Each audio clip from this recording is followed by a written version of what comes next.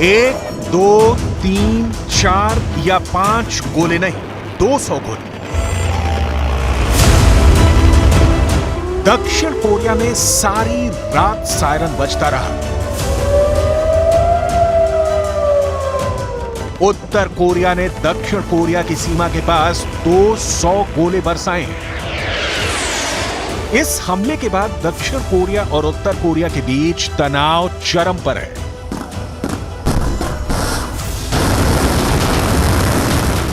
जानी दुश्मन ये दोनों देश युद्ध की आग में जलने लगे तो बहुत ताज्जुब की बात नहीं होगी। वर्षों से किम जोंग उन आंखों में सपना बुनते और उत्तर कोरिया की फैक्ट्रियों को हथियारों से भरते।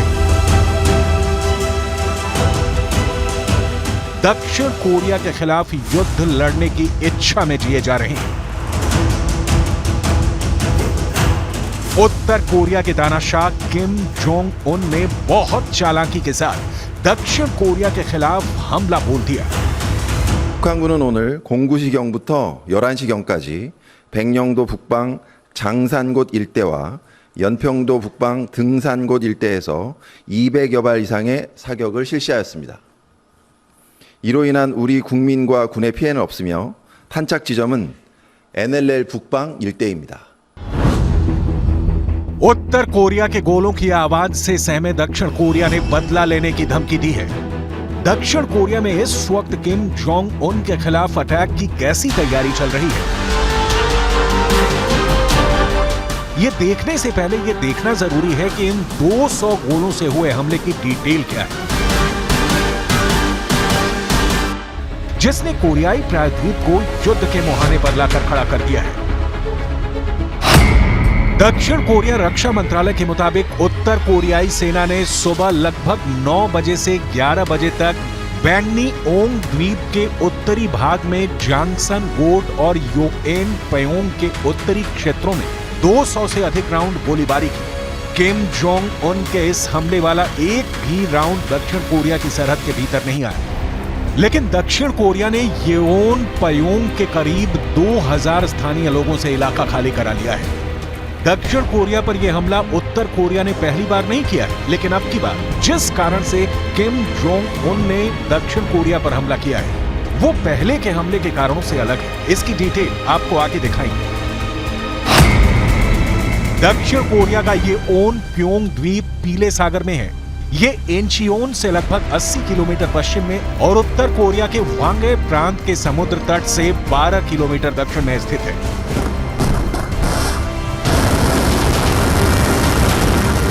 उत्तर कोरिया ने जानबूझकर इस इलाके को हमले के लिए चुना है। उत्तर कोरिया ने दलील दी है कि अपनी रक्षा क्षमता मजबूत करने के लिए तोप से गोले दागने का अभ्यास किया। सरकारी मीडिया ने कहा कि यह कदम नए हथियारों की जांच के तहत उठाया गया है। अमेरिका और दक्षिण कोरिया पर प्योंगयांग अपने खिलाफ अपनाई जा रही दुश्मन की नीति त्यागने का दबाव बनाए हुए है।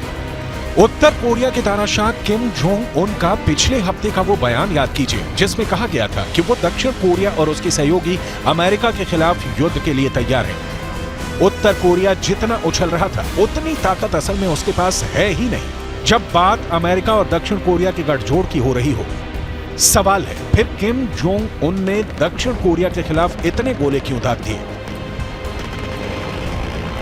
दौड़ते टैंकों और छूटती गोलियों का यह मंजर दक्षिण कोरिया का है। अमेरिकी फौज और दक्षिण कोरिया की फौज युद्धाभ्यास में जुटी है। यह युद्धाभ्यास किसके खिलाफ अपनी तलवार पर सान चढ़ाना है पूरी दुनिया को पता है। किम जोंग उन दोनों देशों के इस युद्धाभ्यास से बौखला गए हैं। रूस को हथियार सप्लाई के बाद पुतिन का साथ मिलने की उम्मीद में युद्ध लड़ने को किम जोंग आतुर है। सवाल है कि रूस यूक्रेन युद्ध, इजरायल युद्ध के बाद अब क्या? उत्तर कोरिया दक्षिण कोरिया युद्ध में कूद रहे हैं। किम जोंग उन का लक्ष्य बिल्कुल क्लियर रहा है। किम जोंग उन वो नेता हैं जो देश के गोदामों में गेहूं नहीं हथियार भरना चाहते हैं। देश भूखा मरे तो कोई गम नहीं, दुनिया को अपनी औकात दिखाते दिखाते उत्तर कोरिया की अर्थव्यवस्था रसातल की ओर जा रही है। लेकिन बम, तोप और गोलों को बनाने में कोई कमी नहीं आ रही है। किम जोंग उन के हमले के बाद दक्षिण कोरिया ने क्या एक्शन लिया है, इसे विस्तार से आगे दिखाएंगे। दक्षिण कोरिया की सेना के ज्वाइंट चीफ्स ऑफ स्टाफ्स ने कहा है कि बफर जोन में बमबारी कर उत्तर कोरिया ने दोनों देशों के बीच 2018 में किए गए समझौते का उल्लंघन किया है। दक्षिण कोरिया ने उत्तर कोरिया के इस अभ्यास को उकसाने वाला बताया। हाल ही में साउथ कोरिया और उत्तर कोरिया के बीच तनाव को कम करने के लिए समझौते हुए थे, लेकिन अब 200 गोले दागने के बाद जाहिर है यह समझौता खत्म हो चुका है। दिसंबर 2022 में भी उत्तर कोरिया ने दक्षिण कोरियाई सीमा से सटे समंदर में बम बरसाए थे। वर्ष 2010 में भी किम जोंग उन ने योनप्योंग द्वीप पर हमला किया था, जिसमें 4 लोग मारे गए थे। उत्तर कोरिया के किम जोंग उन की आंखों में दक्षिण कोरिया और अमेरिका की दोस्ती कांटे की तरह चुभती है। किम जोंग उन के रास्ते में यही दोनों देश सबसे बड़ी दीवार भी है। कहा जाता है कि उत्तर कोरिया ने जितनी मिसाइलों की टेस्टिंग की है, उनमें से 80% मिसाइलों का मुंह अमेरिका की ओर है। उत्तर कोरिया के मिसाइल कार्यक्रम का पहला ध्येय ही है अमेरिका के हर शहर को अपनी इंटरकॉन्टिनेंटल बैलिस्टिक मिसाइलों की रेंज में लाना। नए साल के मौके पर भी किम जोंग उन ने अपनी सेना को निर्देश दिया है कि अगर अमेरिका और दक्षिण कोरिया टकराव का रास्ता चुनते हैं तो उन्हें झटके से और बिना किसी हिचकिचाहट के साथ नष्ट कर देना चाहिए। ये दोनों देश कोरियाई प्रायद्वीप में संघर्ष को भड़काना चाहते हैं, लेकिन इसके अंजाम से बेखबर है। किम जोंग उन ने पिछले 2 सालों में परमाणु हमला करने में सक्षम दर्जनों बैलिस्टिक मिसाइलों का परीक्षण किया है। इनमें से कुछ मिसाइलें तो अमेरिका तक मार कर सकती हैं। इन मिसाइलों की ताकत को लेकर कई एक्सपर्ट भी चिंता जता चुके हैं। स्पष्ट तौर पर नहीं, लेकिन कहा जाता है कि उत्तर कोरिया परमाणु हथियार सक्षम देश है। अगर सच में ऐसा है तो ये बात पूरी दुनिया के लिए चिंता का सबब है। लेकिन यहां यह समझना बहुत जरूरी है कि उत्तर कोरिया क्यों पड़ा है अपने पड़ोसी दक्षिण कोरिया को नेस्तनाबूद करने के पीछे। पूरी कहानी की शुरुआत होती है 1953 से।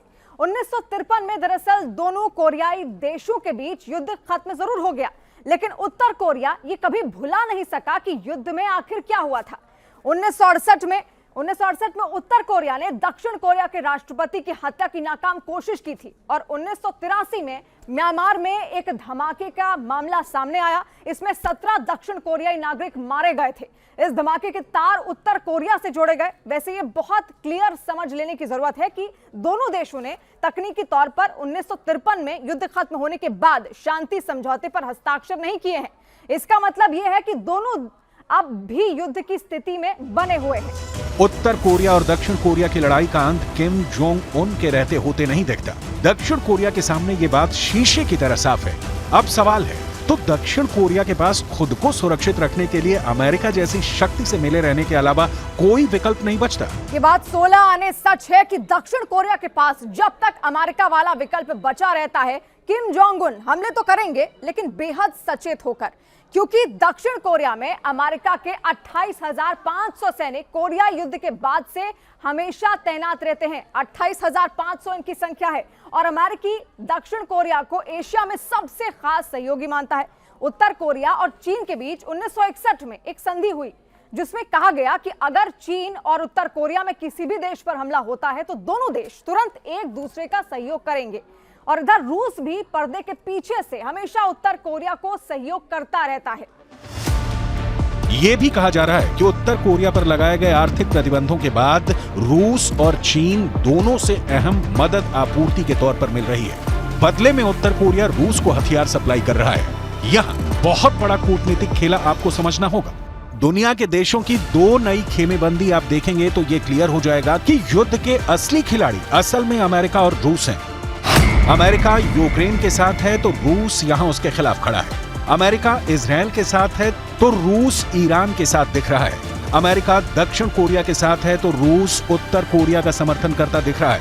अमेरिका ताइवान के साथ है तो रूस जाहिर तौर पर चीन के साथ है। मतलब दुनिया एक और युद्ध के दरवाजे पर दस्तक दे रही है और यह युद्ध भी एशिया में ही होगा।